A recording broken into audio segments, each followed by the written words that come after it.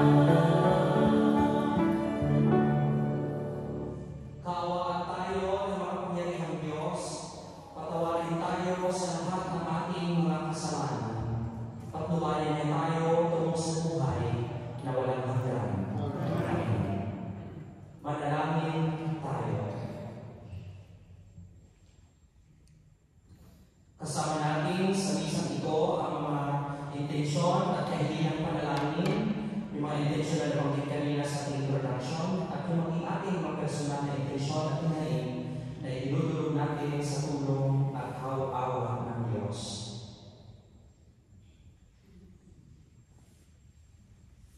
Ama namin mga kapangyarihan, iniutos mong pakinggan namin ang minamahal mong anak na iyong kinalulugdan. Kami naway makapakinawang sa iyong salita upang sa pagdalisay nito sa aming kalooban, kami ay lumiyaya sa pagkakita sa iyong liwanag sa pamamagitan ni Jesucristo kasama ng Espiritu Santo magpasawalang hanggan. Amen. Magsipong mula papayag sa ito.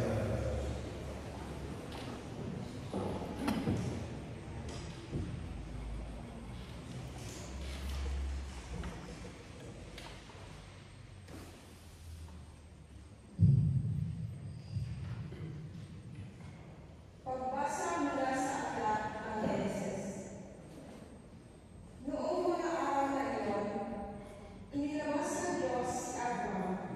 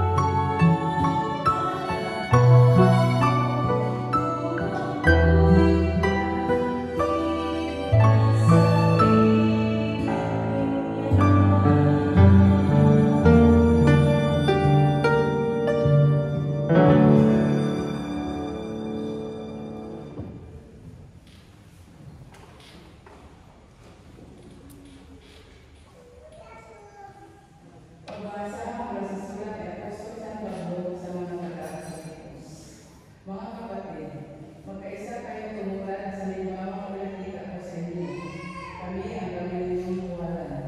Masdan ninyo ang lahat ng sumusunod sa mga halimbawang ito, tulad ng malilit kong sabihin sa inyo. At kayo'y luhaangin ko nito, marami ang mamuhay bilang mga kaaway ng krus ni Kristo. Kapamakan ang kahinatnan nila, sapagkat inilaos nila ay ang hiling ng kanilang katawan.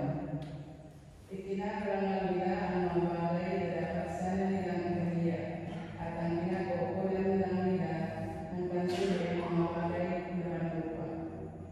Sa kabilang dako, ang langit na tunay nating bayan, mula nooy hinihintay natin may pananabik ang Panginoong Jesucristo, ang ating tagapagligtas. Pagdating ng araw na yaon, babaguhin niya ang ating katawang lupa at gagawing maluwalhati tulad ng kanyang katawan. Sa pamamagitan ng kapangyarihan na ginamit niya, mapagsuko sa lahat ng bagay. Kaya ang mahal ko mga kapatid, aking kagalakan at karangalan na lagi kong pinasasabihan magkita ulit pagkatatag kayo sa inyong pamumuhay at nakaugnay sa Panginoon. Ang salita ng Diyos. Salamat sa Diyos.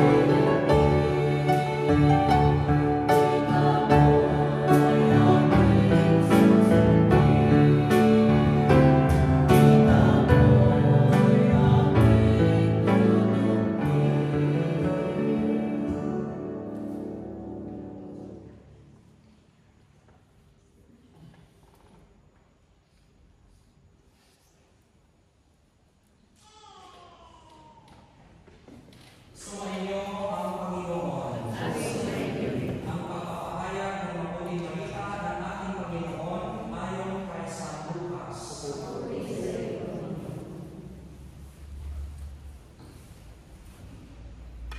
Noong panahon iyon, umakyat si Jesus sa bundok upang manalangin. Isinama niya sina Pedro, Juan at Santiago.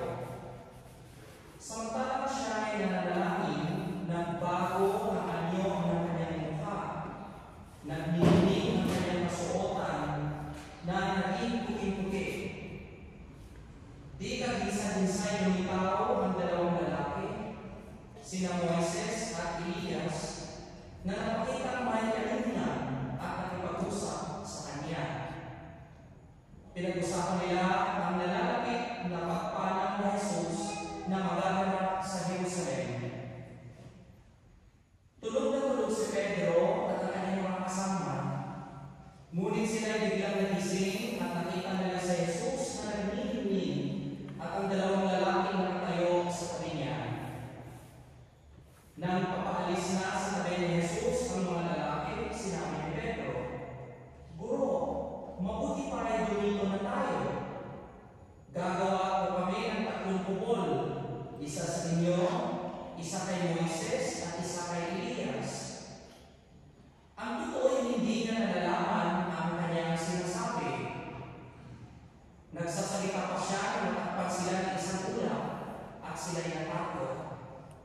At may isang tinig mula sa alapaap na nagsabi, "Ito ang aking anak, ang aking hinilang, siya ang inyong pakinggan." Nang tumigil ang tinig, nakita nilang nag-iisa na si Jesus. At hindi muna sinabi ng mga alagad kanino man ang kanilang nakita. Mga minamahal na mga kapatid, ang mabuting balita ng ating Panginoon.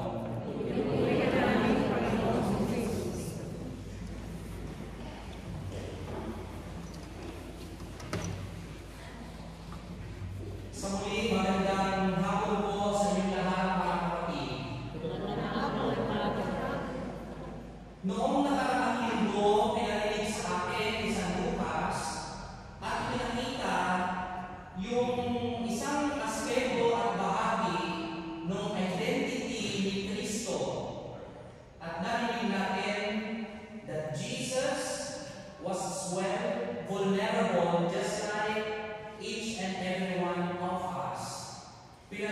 sa atin ni San Lucas si Cristo Jesus na nagugutom. Pinarinig sa atin ni San Lucas si Cristo Jesus na napapagod. At hindi lang yun, na sa kanyang pagod at pagkagutom, narinig natin kung paano si Jesus inuudyukan ng demonyo, sinasamantala yung kanyang kahinaan at pagkagutom. Ngunit sa kabila ng lahat ng ito, si Jesus ay nanatiling naging matatag, naging matibay, laban doon sa pang-uudyo ni Satanas.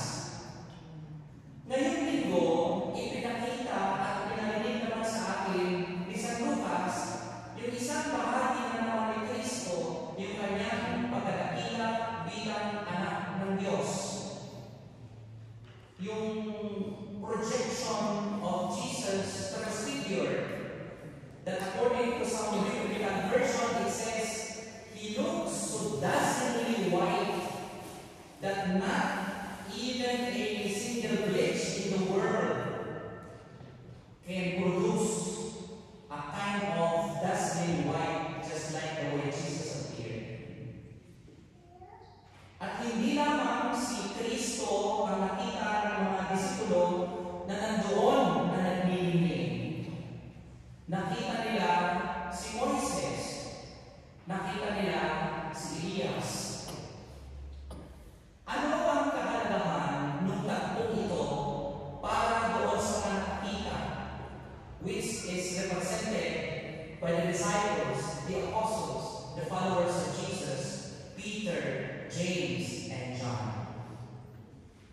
Ang transfiguration is an affirmation to those who witness the event of who Jesus really is.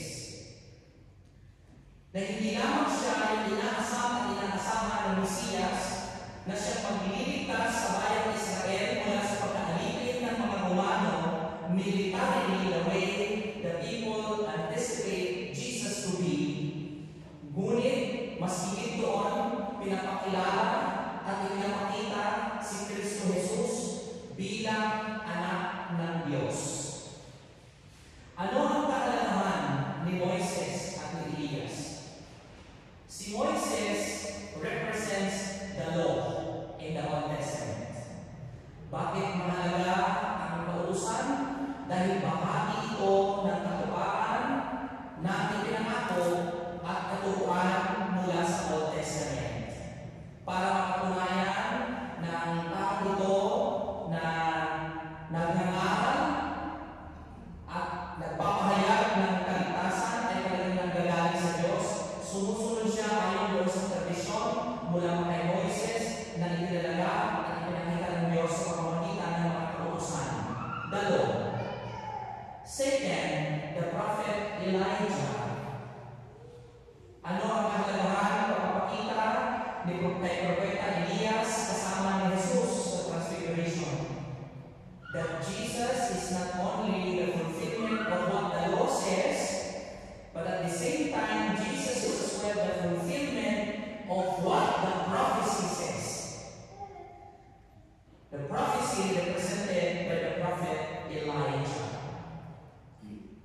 So this moment of the Transfiguration, having the disciples to witness Jesus with Moses representing the law and Elijah representing the prophets, sinasabi sa kanila na itong taong ito, si Jesus, pagamat nagutom, pagamat napagod, pagamat nagudyukan ng demonyo, na nagiging matatag ay hindi lamang isang ordinaryong tao na matibay sa pananampalataya, ngunit higit sa lahat, siya ay anak ng Diyos.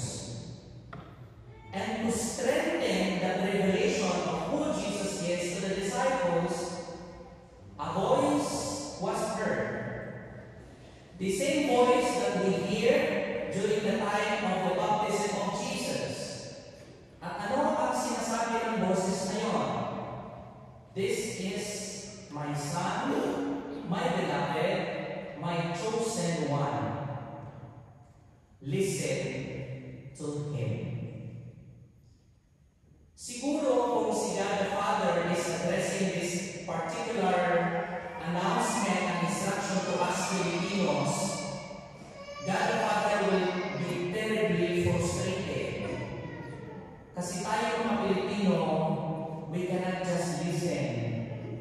We can talk at the same time, Kaya, di ba, we are so fragmented.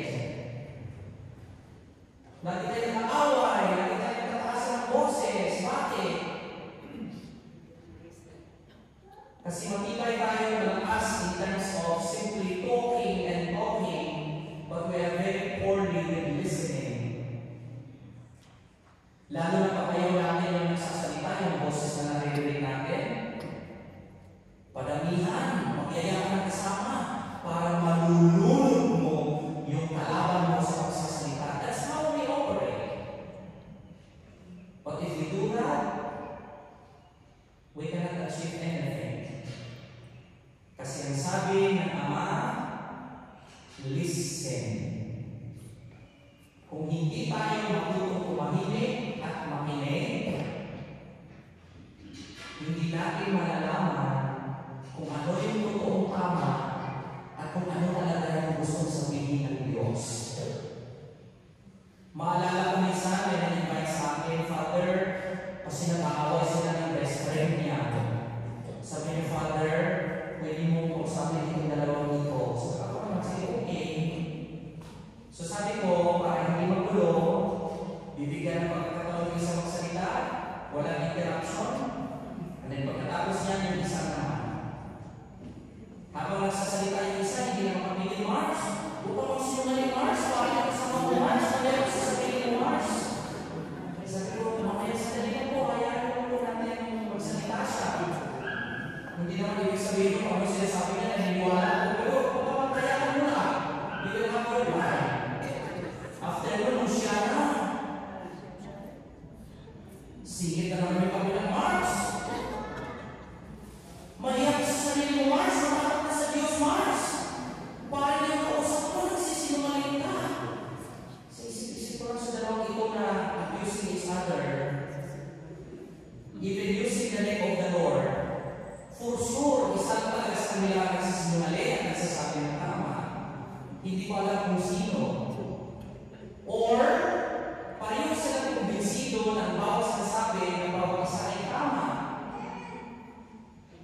Pero bakit hindi sila nagkatuma? Dahil masyadong lang sarado ang kanilang luto. Ang Bisaya talaga nabubuhay sa kanilang makila. Dahil masyadong lang nakasarado ang kanilang mga utak doon sa kanilang paninindigan at paniniwala na sila ng tama. Kaya yung paanyaya ang tawag sa atin ng Diyos, listen to Jesus. Kasi kung natututo lang tayo makinig kay Kristo, hindi tayo mag-aaway-away. Kasi pareho lang din naman yung sasabihin niya. We will never be fragmented because we will follow and obey what we have heard from the Lord. Kaya mga kapatid, yung tagpo ng Transfiguration is an invitation and a challenge for the disciples to have witness. In English, the Transfiguration is called a prelude to the experience of the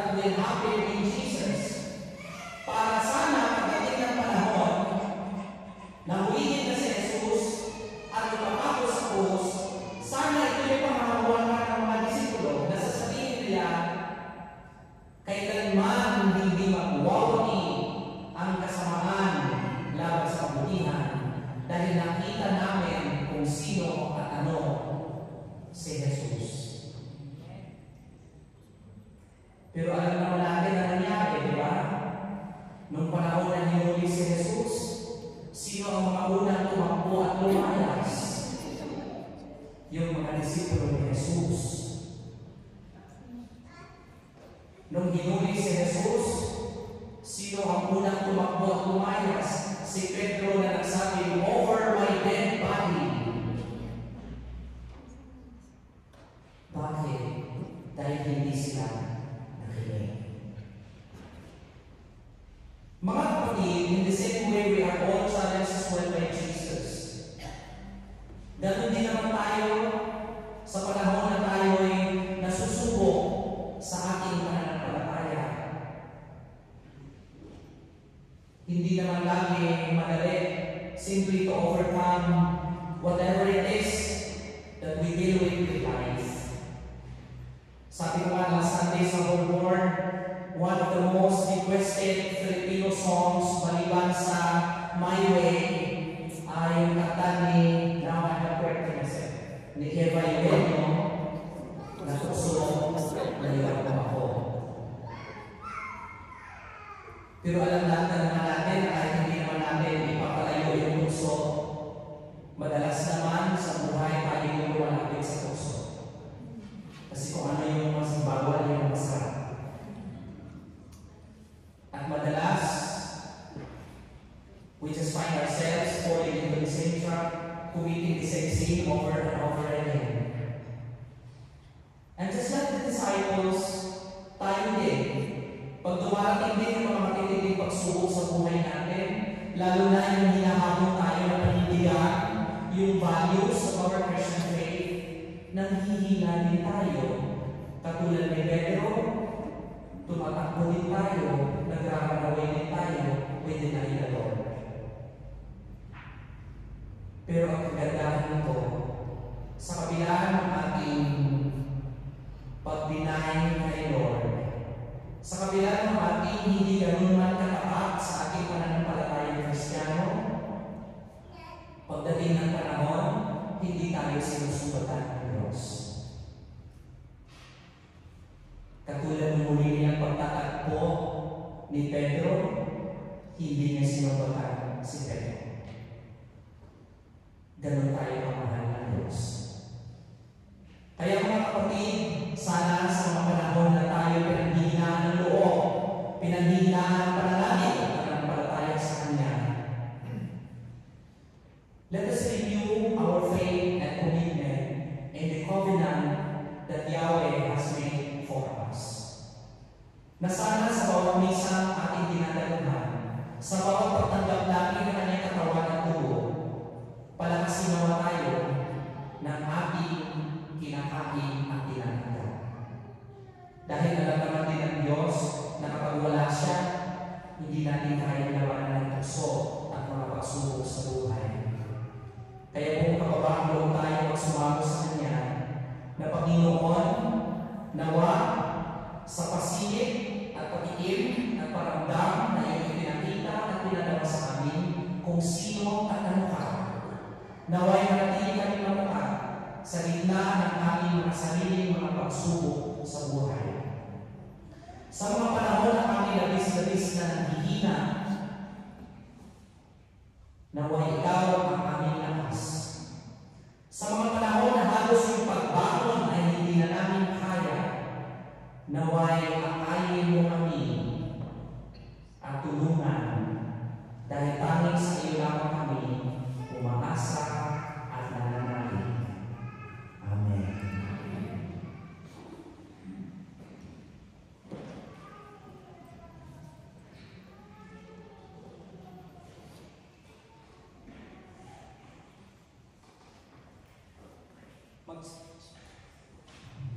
Magsitayo po tayo lahat at ating ipahayag ang ating pananampalataya. Sumasampalataya ako sa Diyos na makapangyarihan sa lahat, na igawa ng langit at lupa. Sumasampalataya ako kay Jesucristo, iisa lang ng Diyos, Panginoon namin lahat. Nagtatawag ako siya ng Espiritu Santo. Ipinanganak sa Santa Maria Virgen. Pinagpakasakit ni Poncio Pilato. Ipinako sa krus ng maray ni Ibig. Nanako sa kalawanan ng mga Yunano, na may tatlong araw ng buhay ng pag-ibig. Umakyat sa langit, nalulungkot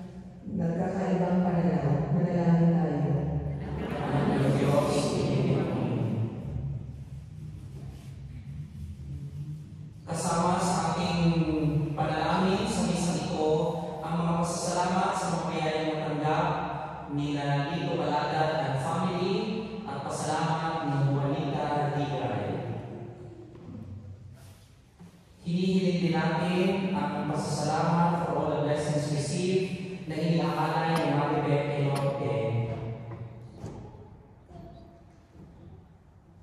Idinudulog natin sa Diyos ang panatagan ng mga kaluluwa nila Ariston Antolin, Teresa Villalobos on her death anniversary, Raul Digay, Isabel Pantolino, Zacaria Pantolino, Gemma Elote Abial, Rolando Arobo,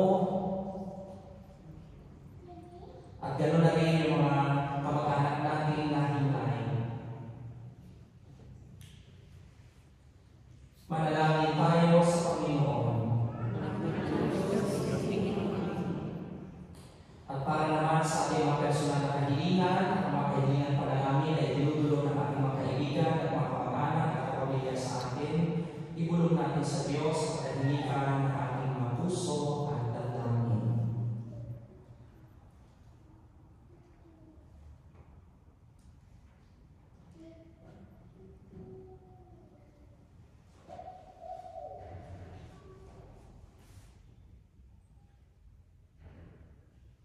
O Panginoong Hesus, sa ulod ng Tabor, ipinakita mo ang kalilingan ng iyong dakilang kapanalan at pinuspos mo ng kagalakan ng iyong mga disipulo. Ipamalas mo sa amin ang iyong sarili sa pagdiriwang ng iyong karisiyang ito at puspusin mo kami ng iyong kapayapaan upang tapat kami makapaglingkod sa iyo sa lahat ng araw ng aming buhay. Amen.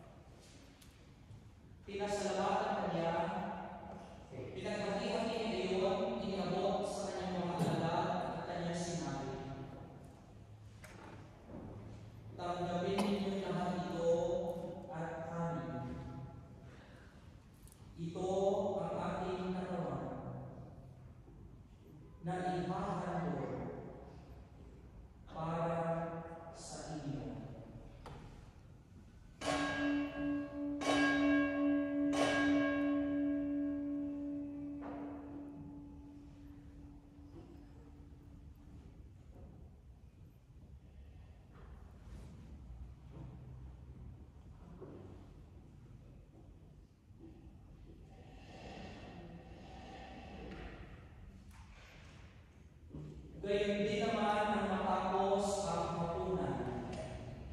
Hinawakan niya ang kalis. Muli kanyang pinasalamat.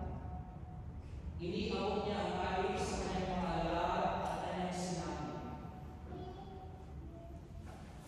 "Tanggapin niyo lahat ito at inumin. Ito ang kalis ng aking dugo, ng bago at ng walang hanggang iba. Ang aking dugo ay ibubuhos para sa inyo at para sa lahat, sa ikapagpapatawad ng mga kasalanan. Gawin ninyo ito bilang pag-alala sa akin."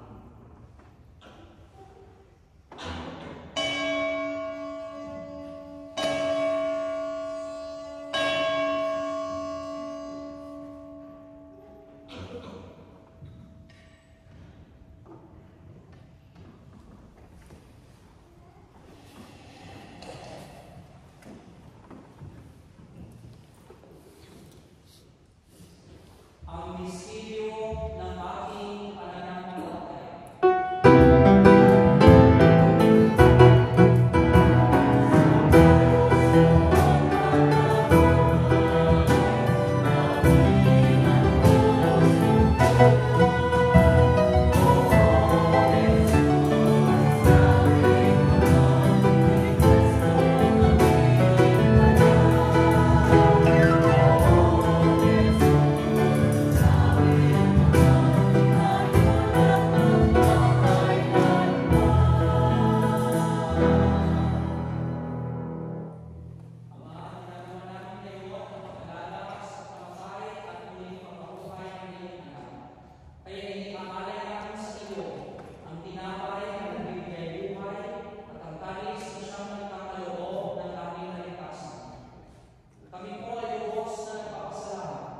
Dahil kami iyong minarapat at tumayo sa harap mo para maglingkod sa iyo, kahit pa alam namin kami hindi karapat-dapat. Isinasamo namin na kami lahat na nandito na magsasalusalo sa katawan at dugo ni Kristo ay mauklod sa pagkakaisa sa pamamagitan ng Espiritu Santo. Ama, lingapin mo ang iyong simbahang laganap sa buong daigdig. Puspusin mo kami sa pag-ibig, kay San Francisco na aming Santo Papa, ni Vincent na aming Obispo, ng talang mga kapalitan, mga reliyoso at religyosa, at ang iyong buong sambayanan. Idinudulog namin sa iyo ang aming Filipino community dito sa United Kingdom.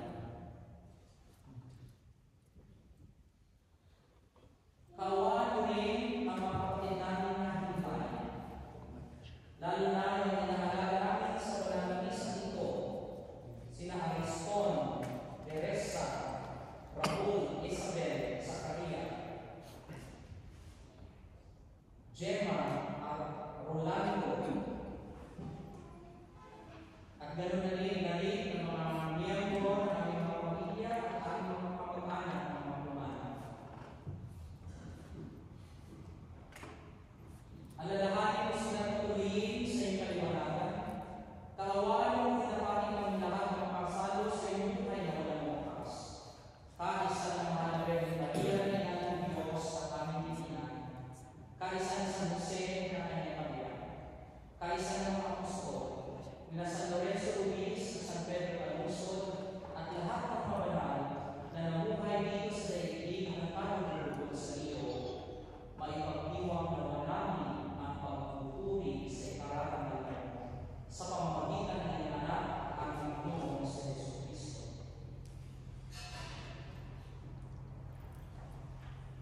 Sa pamamagitan ni Kristo,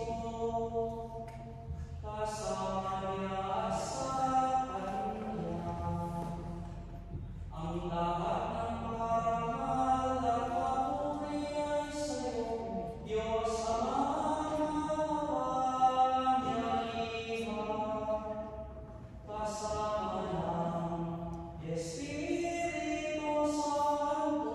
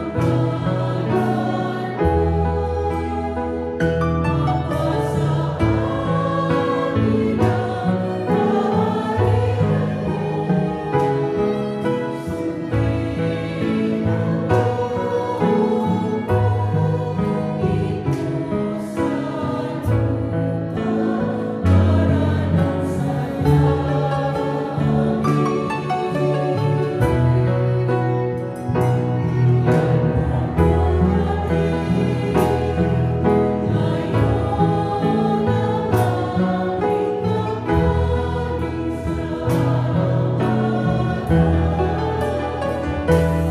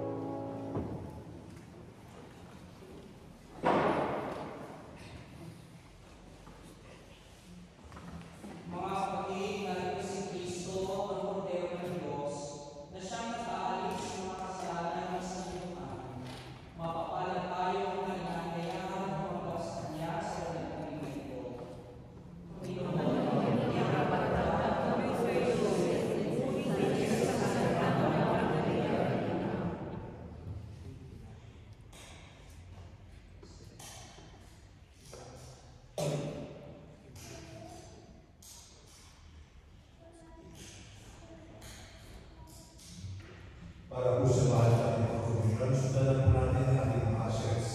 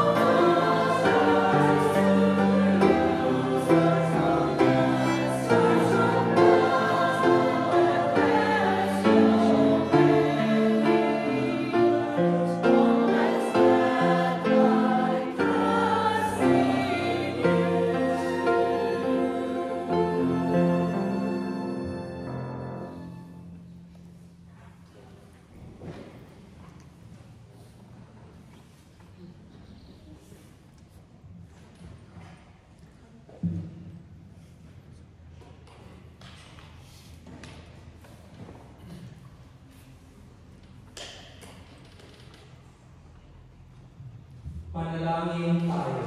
Sino lahat?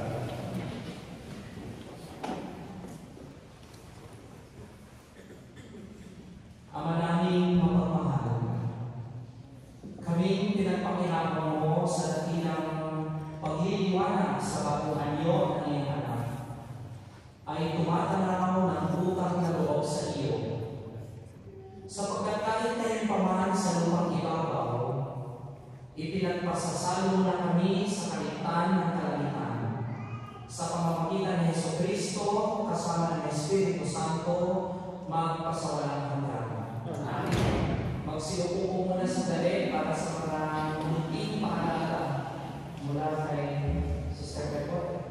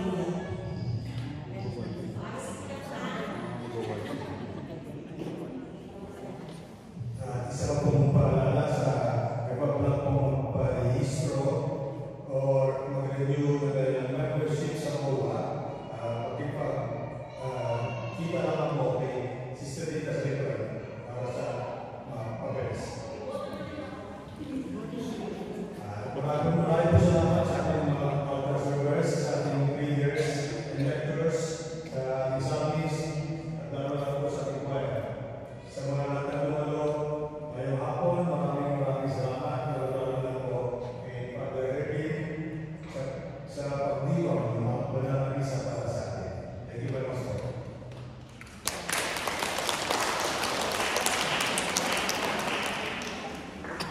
So just to reiterate what Sister Pepple has said, so if there are any concerns regarding the Filipino chaplaincy, you course it through Sister, not by anybody else. Because she is the designated officer in charge of the Filipino chaplaincy. So I am not your chaplain, but rest assured that as much as I can, and if my schedule permits, I will help in a special way for Philchap particularly, because we belong to our Oblate parish here in Kilburn. So,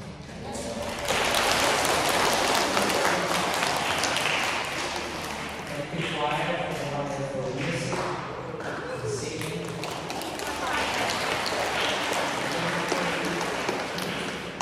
Hindi ko nabanggit, pero I think it's a given tradition na pagkatapos ng misa may lamesa. Subuhin pa ba? Wala na.